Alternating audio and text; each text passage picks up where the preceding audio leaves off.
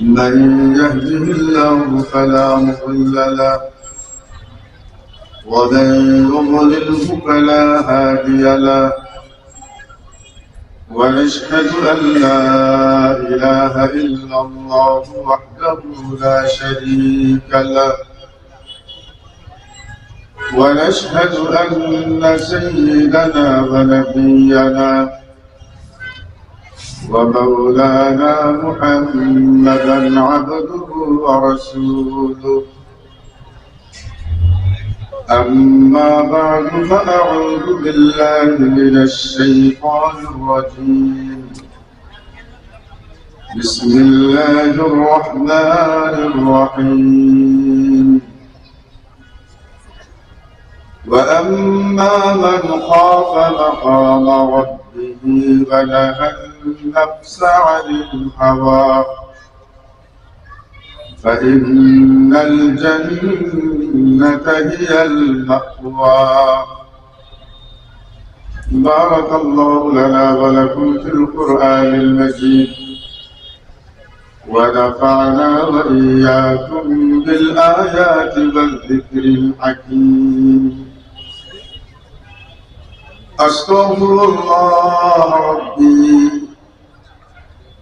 أستغفر الله لي ولكم ولسائر المؤمنين فاستغفروه إنه هو الغفور الرحيم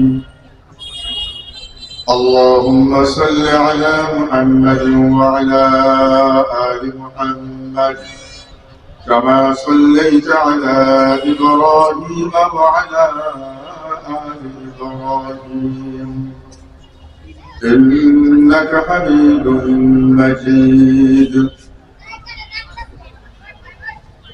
দুরূদ শরীফ পড়তে ভালো লাগে না?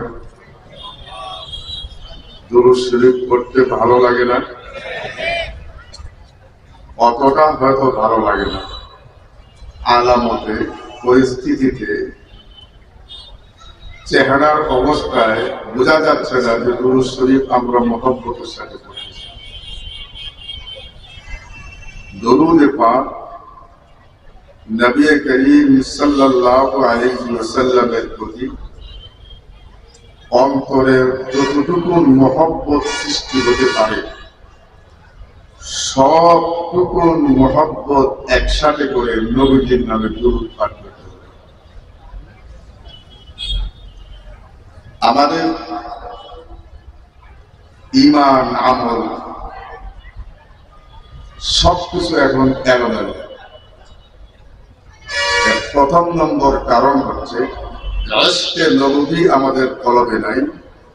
নবী পাক সাল্লাল্লাহু আলাইহি ওয়াসাল্লামের মায়া, মুহাব্বত, মাওয়াদ্দত যতটুকু আমাদের কলবে হওয়ার কথা ছিল সেইটুকু আমরা অর্জন করতে পারিনি। আর যতক্ষণ পর্যন্ত কামিল মুহাব্বত নবী পাক সাল্লাল্লাহু আলাইহি ওয়াসাল্লামের প্রতি না হবে ততক্ষণ পর্যন্ত আমরা পূর্ণ মুমিন হতে পারব না। মুহাব্বতের অর্থ এই নয় যে চিৎকার করে কিছু বলতে হবে, না, আস্তেই বলো। মুহাব্বত তো মুখে নয়, জুবানে নয়। মুহাব্বত কোথায়? মুহাব্বত কোথায়? অন্তরে। মুহাব্বত তলবে, দিলে পয়দা হয়। এই জন্য নবী পাক সাল্লাল্লাহু আলাইহি ওয়াসাল্লামের প্রতি মুহাব্বত রেখে শুধু আক্ষরিক অর্থে নয়, সত্যিকারের অর্থে ভালোবাসা, মুহাব্বত প্রত্যেকটি মুমিনের তলবের ভিতরে এমন ভাবে রাখতে হবে যে নবীজি ছাড়া দুনিয়ার সকল মানুষের চেয়ে, নিজের সন্তান সন্ততি, পিতা মাতার চেয়ে নবী পাক সাল্লাল্লাহু আলাইহি ওয়াসাল্লামের মুহাব্বত প্রতিটি মুমিনের কলমের ভিতরে সর্বাধিক হতে হবে। তবেই নবীজিকে মুহাব্বত করার হক আদায়। اللهم صل على محمد وعلى آل محمد كما صليت على إبراهيم وعلى آل إبراهيم إنك حميد مجيد اللهم بارك على محمد وعلى آل محمد كما باركت على إبراهيم وعلى آل إبراهيم إنك حميد مجيد لا إله إلا الله لا إله إلا الله لا إله إلا الله لا إله إلا الله لا إله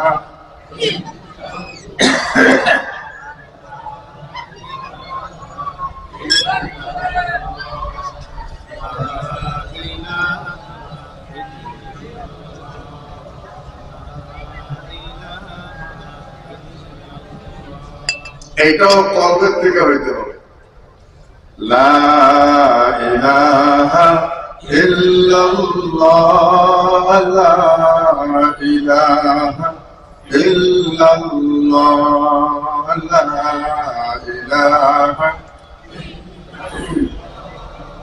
লা ইলাহা ইল্লাল্লাহ লা ইলাহা إلا الله لا إله إلا الله محمد رسول الله محمد رسول الله محمد رسول الله صلى الله عليه وسلم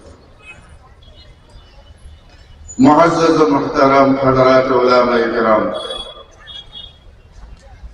উপস্থিত সর্বশ্রেণীর আমার মুমিন মুসলমান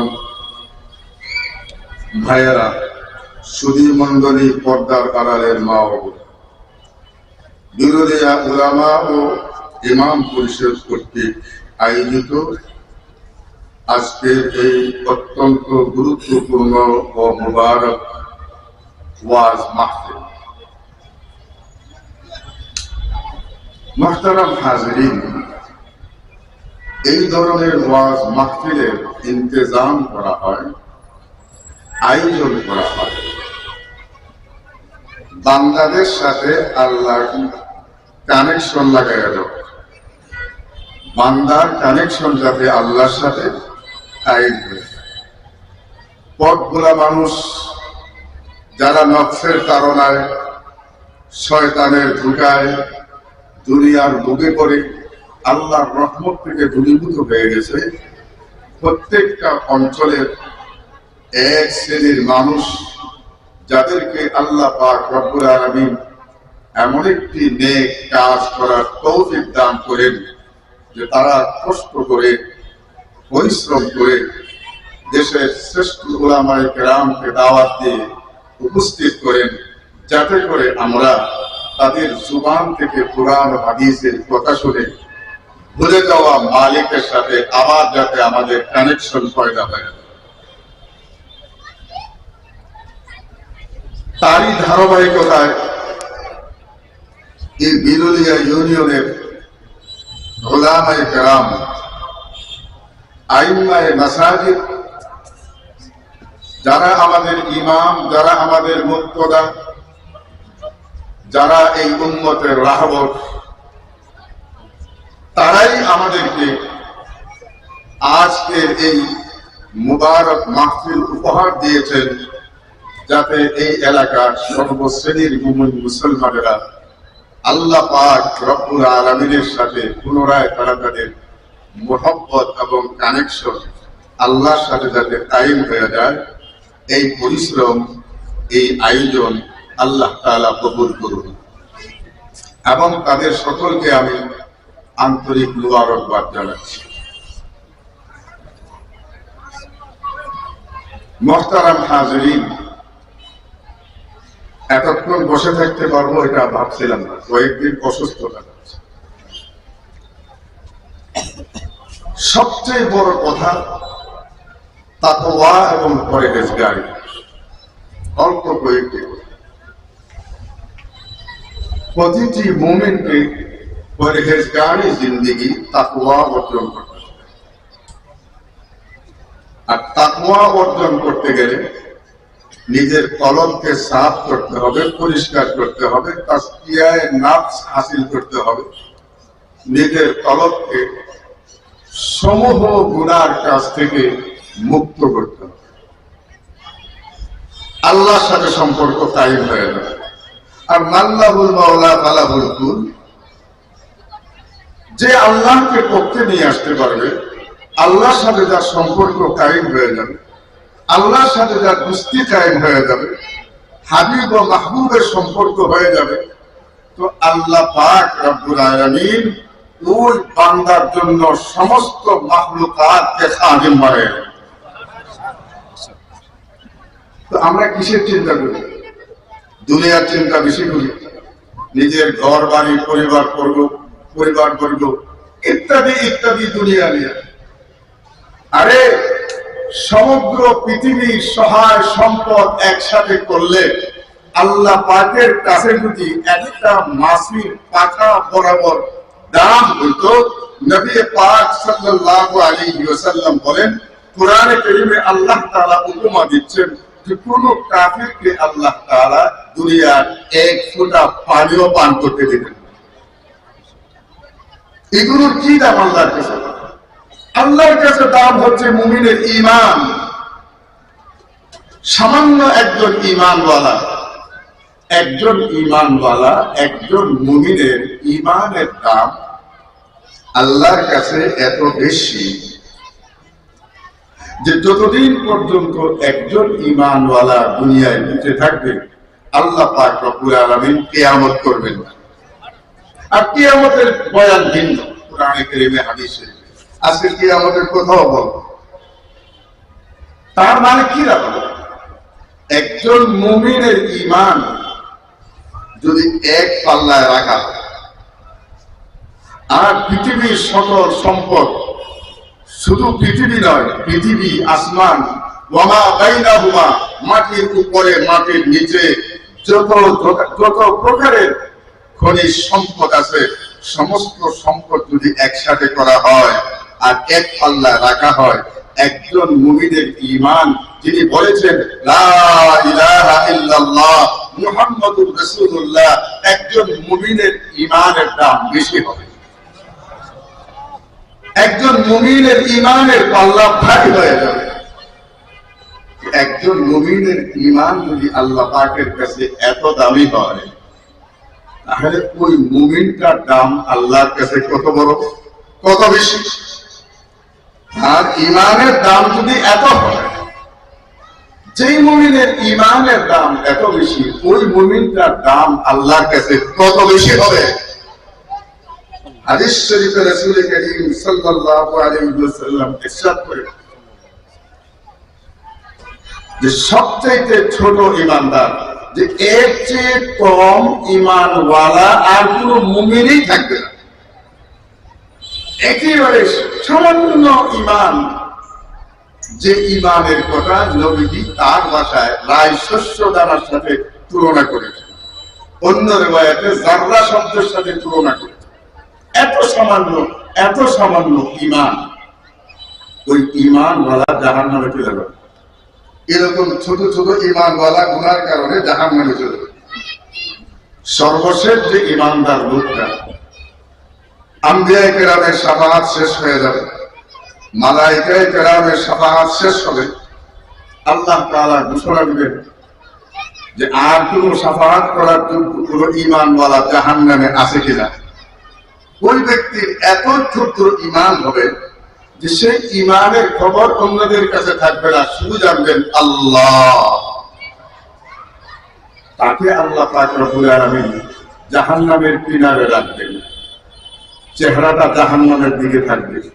সে তখন আল্লাহ পাককে চিৎকার করে ডাকতে থাকবে, আল্লাহ আল্লাহ আল্লাহ আল্লাহ আল্লাহ।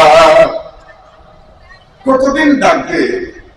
আমি এই হাদিস শরীফ সবক পড়ানোর সময় আমি গবেষণা করে দেখছি যে দুনিয়ার হিসাবে 2000 বছর পর্যন্ত সে আল্লাহ আল্লাহ বলে আল্লাহকে ডাকতে থাকে।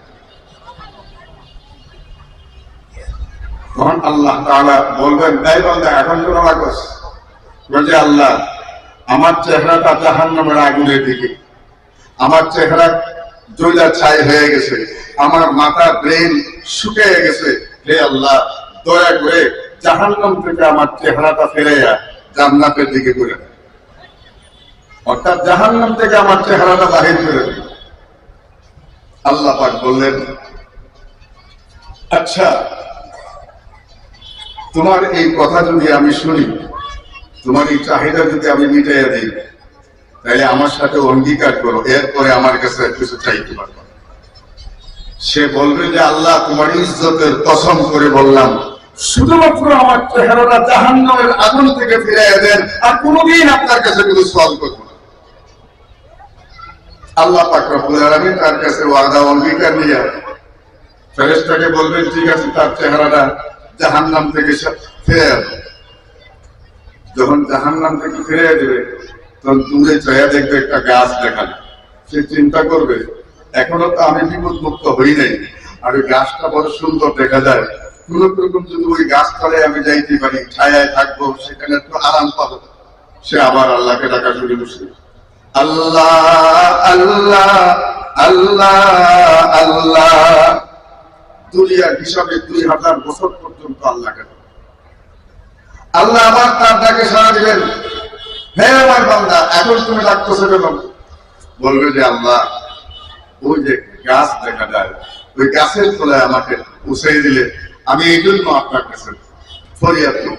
আল্লাহ পাক রব্বুল আলামিন ইয়া আদম বলে, হে আদমের বাচ্চা, একটা ধমকি দিবেন, তুই আমার সাথে ওয়াদা করবি যে আগের সওয়াল পুরো করে দিলে আমার কিছু আর চাইবে না, আবার তুই চাইতেছ? যে আল্লাহ তোমার ইজ্জতের কসম করে বললাম, আমাকে ওই গাছতলায় পৌঁছাই দেন, আমি আর কোনদিন আপনার কাছে কিছু চাইব না। আল্লাহ পাক সংকেতে বলতেছে, আল্লাহ পাক তার চাহিদাকে সওয়ালকে মঞ্জুর করলেন। ফেরেশতাকে বললেন, যাও আরে ওই গাছতলায় পৌঁছে যাও। বলেন না সুবহানাল্লাহ। এইভাবে করেও যদি জান্নাতে সব যাইতে পারে, তবুও তো আলহামদুলিল্লাহ, তবুও কি আলহামদুলিল্লাহ। ওইখানে যাওয়ার পরে নবী করিম সাল্লাল্লাহু আলাইহি ওয়াসাল্লাম বলেন, এর আরেকটু দূরে আরেকটা গাছ এর চেয়েও সুন্দর সে দেখবে, তখন সে আল্লাহকে আবার ডাকতে শুরু করবে। আল্লাহ পাক রব্বুল আলামিন তাকে ওই গাছতলা পর্যন্ত পৌঁছে দিবেন। ওই গাছতলায় যখন যাবে, তখন ওইখান থেকে জান্নাতের গেট দেখা যাবে। এখন আল্লাহর সাথে কিছু ওয়াদা করেছে যে আমি আর কিছু চাইবো না, এই কথা তার স্মরণও আছে। এখন তার মনের চাহিদা হলো, আচ্ছা আমার মতো গুনাহগার বান্দা আল্লাহ কি আর জান্নাতের ভিতরে আমাকে দেবেন? কমপক্ষে যদি জান্নাতের গেটে আমি চলে যেতে পারি, তবুও তো এর চেয়ে বেশি আরামে থাকবো। আল্লাহ আল্লাহ আল্লাহ আল্লাহ।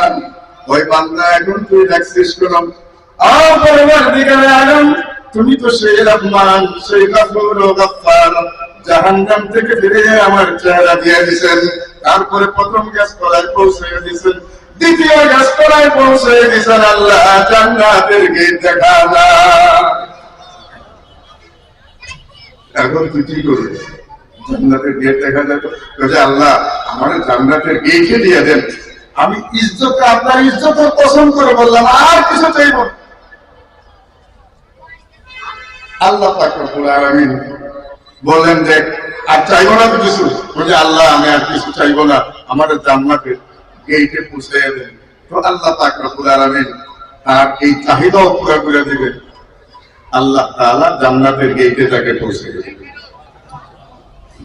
জান্নাতের গেটে যখন চলে গেল, এখন জান্নাতের সবজ সাদা, জান্নাতের স্বাদ, জান্নাতের নিয়ামত, জান্নাতের হুর ও ইলমানদের গান, জান্নাতের সুগ্রাম, জান্নাতের পুষ্প পল্লব তরুলতা, জান্নাতের মালাখানা সবই সে দেখতেছে। সুবহানাল্লাহ।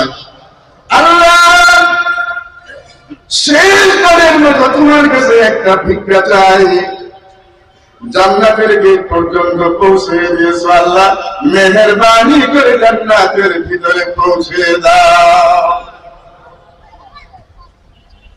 আল্লাহ পাক তখন দিয়েছেন ভাষ্য, বলেন না সুবহানাল্লাহ। তুই শেষ পর্যন্ত জান্নাতে যাওয়ার দাবি করলি, যা আমি আমার যে বান্দাকে জান্নাতের গেট পর্যন্ত পৌঁছাইলাম, খাদিমে জান্নাত রে, জান্নাতের দরজা খুলে দাও, আমার বান্দাকে জান্নাতে প্রবেশ করে দাও। কিন্তু জান্নাতে যাইয়া সে আরেকটা নতুন বিপদে পড়ল। জান্নাত তো আল্লাহ ভাগ করে দিয়ে দিয়েছিলেন, আপনার একটা, ওনার একটা, আমার একটা, আমার একটা, আমার একটা, জান্নাত তো দিয়ে দিয়েছিলেন, কিন্তু সে সর্বশেষ জান্নাতে দিয়েছে। এই বান্দা, তুমি কে? এই জান্নাত তো আল্লাহ আমাকে দিয়েছে, যাও আরেক জায়গায় দৌড় দেয়।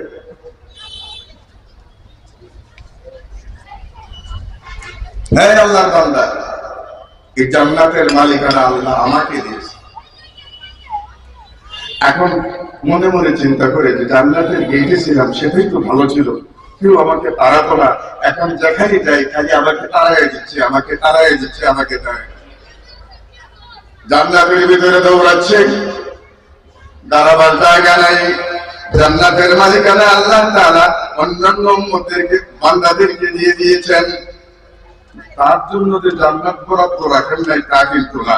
একটা কথা মনে রাখবেন, নবী পাক সাল্লাল্লাহু আলাইহি ওয়াসাল্লাম বলেন, দুনিয়াতে যত মানুষ আসবে কিয়ামত পর্যন্ত, সকল মানুষের জন্য, আদম সন্তানের জন্য আল্লাহ তাআলা আগেই একটা করে জান্নাত বানিয়ে রাখছেন। তাহলে সবাই জান্নাতে যাবেন না? এক না, সহজ না। সবার জন্য জান্নাত বানিয়েছে। তবে হ্যাঁ, জান্নাতকে বন্টন করবেন কে? জান্নাতকে বন্টন করবেন কে? আল্লাহ। যারা জান্নাতি হয়ে যাবে তারা তো তাদের জান্নাত পাবে, আর যারা জাহান্নামী হয়ে যাবে তাদের জান্নাত গুলো রয়ে গেল না, এটা তো বন্টন করা হয় না। আল্লাহ পাক রব্বুল আলামিন জান্নাতি মুমিন বান্দা আর বান্দেদের আমল অনুপাতে, ইখলাস অনুপাতে আল্লাহ তাআলা প্রত্যেকটা জান্নাতি বান্দার বান্দিকে একটা, দুইটা, পাঁচটা, সাতটা, 10টা, 100টা করে জান্নাত উপহার হিসেবে দান করবে। একটা দুটা জান্নাত তো বানিয়ে গেছে,